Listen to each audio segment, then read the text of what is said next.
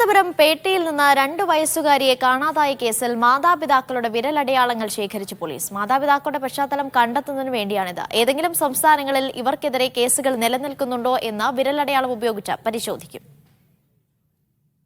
2 വയസ്സുകാരിയടക്കം തങ്ങളുടെ 4 മക്കളിൽ ആരെക്കുറിച്ചും രേഖകൾ സമർപ്പിക്കാൻ ഇരുവർക്കും കഴിയാതിരുന്നതോടെയാണ് പോലീസ് കൂടുതൽ പരിശോധനകൾ നടത്തുന്നത്.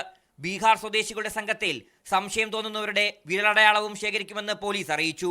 കേരളത്തിലേത് മാത്രമല്ല, മറ്റ് സംസ്ഥാനങ്ങളിലെ ക്രൈം റെക്കോർഡുകൾ കൂടി വിരലടയാളം ഉപയോഗിച്ച് പരിശോധിക്കും.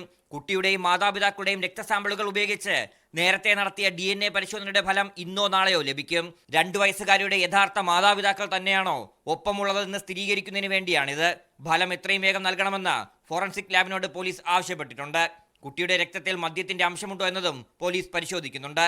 കുഞ്ഞിനെ വിൽപ്പനയ്ക്ക് കൊണ്ടുവന്നതാണോ എന്ന കാര്യമാണ് പോലീസ് പ്രധാനമായും അന്വേഷിക്കുന്നത്.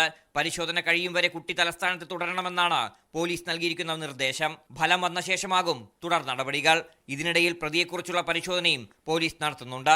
നിലവിൽ പരിശോധിച്ച CCTV ദൃശ്യങ്ങളിൽ നിന്ന് സൂചനകളൊന്നും ലഭിച്ചിട്ടില്ലെന്നാണ് പോലീസ് ഭാഷ്യം. മീഡിയ 1 തിരുവനന്തപുരം.